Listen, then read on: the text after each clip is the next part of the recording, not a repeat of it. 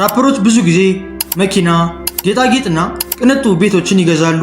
ነገር ግን አንዳንድ ራፐሮች ዓለማችን ላይ ያሉ አስገራሚ ነገሮችን ገዝተዋል።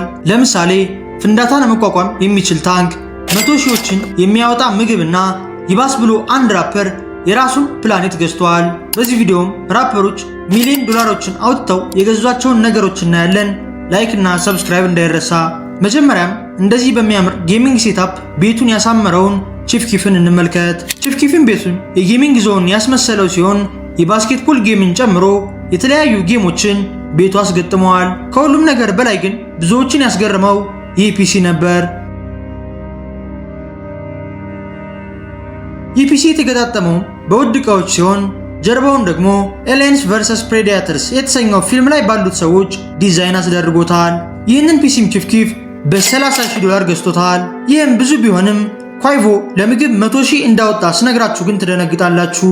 ኳይቮ የተሰኘው ራፐር ጥርሱ ላይ ባስገጠማቸው ውድ ግሪሎች ይታወቃል።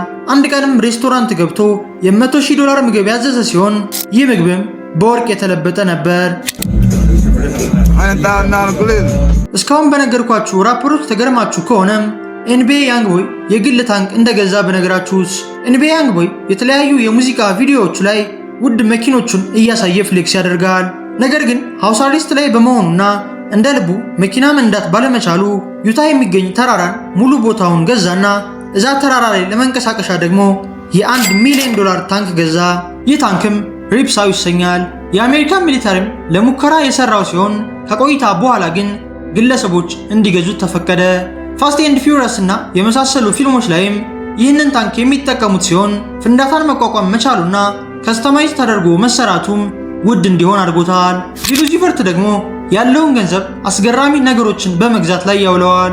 አንድ ሰሞን እንኳን የ$24 ሚሊዮን ዳይመንድ ገዝቶ ግንባሩ ላይ ያስገጠመ ሲሆን ይህም ህዝቡን ጉዳስ ብሎ ነበር። This is Lil Uzi Vert's newest jewel, implanted in his forehead. ከትንሽ ዓመታት በፊትም የራሱን ፕላኔት ለመግዛት ፕሮሰስ ጀምረዋል። ይህንን ፕሮሰስም በድብቅ የያዘው ቢሆንም በተለያዩ ሰዎች ምክንያት ግን ይፋ ሆነበት። ሊገዛው ያሰበውም ዋስፕ 127b የተሰኘች ፕላኔት ሲሆን እስከዛሬ ከተገኙም ልዩ የሆኑ ፕላኔቶች ውስጥ ትጠቀሳለች። ከብረትና ከውሃ የተሰራችው ይህች ፕላኔት የሙቀት መጠኗ 2000 ዲግሪ ይደርሳል። ሶላር ሲስተማችን ላይ ከሚገኙ ሌሎች ፕላኔቶች ጋርም ስትወዳደር በጣም ትልቅ ናት። ሉሲፈርትም የራሱ ፕላኔት ያለው የመጀመሪያው ሰው ሊሆን ነው። ቀጣይ የምናየው ራፐር ደግሞ በርድማን ይባላል። ይህ ራፐርም በጣም ሀብታም ከመሆኑ የተነሳ መጸዳጃ ቤቱን ይህን በመሰለ መልኩ አሳምሮታል። ይህም በ24 ካራት ወርቅ የተለበጠ ሲሆን ዋጋውም እስከ $1 ሚሊዮን ይደርሳል። መኒባጊዮ የተሰኘው ራፐር ደግሞ ህገወጥ የሆነ እንስሳ ገዝቶ ነበር። ይህም ነጭ ነብር ሲሆን ዓለማችን ላይም የሚገኝ በጣም ውድ ዝርያ ነው። You had a tiger? Yeah, white tiger. I still got footage. I still got footage of it. How big, small? It was like, and they grow quick though. It was like a baby. Yup, I had to learn it. ገና ሕፃን እያለም ጉዳት ያልነበረው ሲሆን ከዓመታት በኋላ ግን ማደግ ሲጀምር ለሰዎች አደጋ ሆነ። ይህ ነብርም እስከ $16,000 ሲያወጣ በወር እሱን ለመቀለብ ግን $30,000 ታወጣላችሁ። ይህም ከነብሩ ዋጋ በላይ ሲሆን መኒባጊዮን በመጨረሻ ለዙ አስረክቦታል። ለዙ ያስረከበው ግን ወጪ ስለበዛበት ብቻ ሳይሆን በአሜሪካ ሕግ መሰረት ነብር ማሳደግ ሕገወጥ በመሆኑ ነው። ይህን ሕግ ተላልፋችሁ ከተገኛችሁም እስከ $500,000 ቅጣትና 5 ዓመት እስር ይጠብቃችኋል። ይህ ኒክ ካነን የተሰኘ ራፐር ደግሞ ጫማ ለመግዛት $2 ሚሊዮን አውጥተዋል። $2 million shoes, $1 million each foot. የዚህ ራፐር ቤትም የሚመስለው የጫማ ቤት ሱቅ ነው እንጂ መኖሪያ ቤት አይመስልም። አንድ ክፍል ውስጥም ከ100 በላይ ጫማዎች ያሉት ሲሆን ከሁሉም በላይ የሚያስገርመው ግን እነዚህ ሁሉ ተደምረው ከዚህኛው ውድ ጫማ ዋጋ ላይ አይደርሱም። ኒክ ካነንም አሜሪካን ጋት ታለንት ላይ በነበረው ሾው ይህንን በ14,000 ዳይመንዶች የተለበጠ ጫማ ያደረገ ሲሆን በጊዜውም ሙሉ ትኩረቱ እሱ ጋር ነበር። Man, the last episode ever that I appeared on, man, I always wanted to, obviously I'm an over the top dude, and I just wanted to stunt. You win $1 million on America's Got Talent if you win the show. So I was like, yo, I'd rather have, $1 million on each foot. These are the world's most expensive shoes. Hey, there's nothing fake about Nick Cannon. You know that. $1 baby.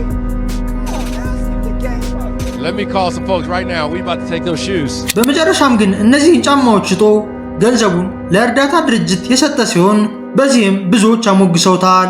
በመቀጠል ደግሞ ታይጋ የገዛውን አስገራሚ ነገር ልንገራችሁ። ታይጋ የግብፅ አርቶችን በጣም ስለሚወድ የተለያዩ የግብፅ ሎጎ ያለባቸውን ቼኖች ያደርጋል። መኪናዎቹንም በፈሮኖች ዲዛይን ያሳምራል። በመጨረሻም ግን ለግብፅ ያለውን ፍቅር ለመግለጽ የክሎዚንግ ስቶር ይከፍትና ሙሉ ዕቃዎቹን የግብፅን ባህል የሚያሳዩ ያደረጋቸው። የስቶሩ በር ላይም ከወርቅ የተሰራ ሐውልት ያቆመ ሲሆን ጭራሽ ውስጥ ላይ ደግሞ ትክክለኛ የግብፅ የመቃብር ቦታ ላይ የነበረን ቶምብ አስመጣ። እዚህ ውስጥም ብዙ የወርቅ ሳንቲሞች ይገኛሉ። ብዙዎቻችሁም ይህንን ስታዩ ማን እየጠበቀለት ነው ልትሉ ትችላላችሁ። እንደነዚህ አይነት ውድ ዕቃዎች የሚቀመጡባቸው ስቶሮችም በሕግ አካል የሚጠበቁ ሲሆን ለዚህ ምሳሌም ሪክ ሮስ ነው። የሪክ ሮስ ቤትም በብዙ መሳሪያ በታጠቁ የሕግ አካላት ነው የሚጠበቀው። አንድ ቀንም ሪክ ሮስ ዓለምን ጉድ ያስባለ ሰዓት የገዛ ሲሆን ይህንን ሰዓት ሰርቶ ለማጠናቀቅም 4 ዓመታት ፈጅተዋል። ይህም የሆነበት ምክንያት ሰዓቱን ለመስራት የሚያስችል ቢጫ ዳይመንድ ስለጠፋ ሲሆን በመጨረሻም ግን እንደምንም አጠናቀው ለሪክ ሮስ አስረክበውታል። ሪክ ሮስም ዓለማችን ላይ የሚገኘው የውድ ሰዓት ባለቤት ነው።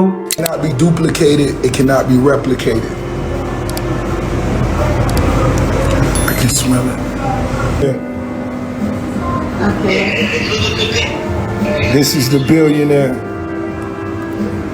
This is number one in the world, brother. Today, the diamonds are not replaceable. ይህ ሰዓት በ425 ዳይመንዶች የተለበጠ ሲሆን ይህንንም በድጋሚ መስራት ፈጽሞ አይታሰብም። ሪክ ሮስም ይህንን ሰዓት በ$20 ሚሊዮን ገዝቶታል። ቀጣይ የምናየው ራፐር ደግሞ ቤቱን ለማስዋብ ብቻ $21 ሚሊዮን አውጥቷል። ይህም ራፐር ዲዲ ሲሆን ብዙዎቻችሁም በጣም ባለ ሀብት እንደሆነ ታውቃላችሁ። አንድ ቀንም ውድ የሆኑ ስዕሎችን ለመግዛት ያስብና ወደ አርት መሸጫ ይሄዳል። በጊዜውም ይህ ስዕል አይኑን የሳበው ሲሆን በዚህ ስዕል ላይም ጥቁር ሰዎች የተለያዩ ተግባሮችን እያደረጉ ይታያል። ይህም በጣም ኖርማል ቢሆንም ዲዲ ግን ገዛውና የልደቱ ቀን ባዘጋጀው ፓሪ ይፋ አደረገው።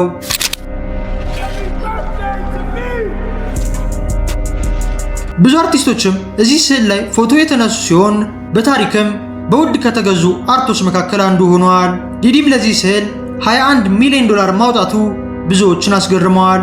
ነገር ግን ከዚህ በላይ ያወጣውን ድሬክን እንመልከት። ድሬክ ሎስ አንጀለስ የሚገኘውን ፓርክ ገዝቶ ህዝቡን አስደመመ። ይህ ፓርክም በውስጡ እነዚህን የመሳሰሉ ልዩ የሆኑ መጫወቻዎች ያሉት ሲሆን ዓለማችን ላይም እንደነዚህ አይነት ፓርኮች ያሏቸው ድሬክ እና ሊዮኔል ሜሲ ብቻ ናቸው። ይህንን ፓርክ ለመግዛትም ድሬክ $100 ሚሊዮን አውጥተዋል። እስካሁን ካየናቸው ራፐሮች የትኛው አስገረማችሁ? ኮሜንት ላይ ጻፉልኝ።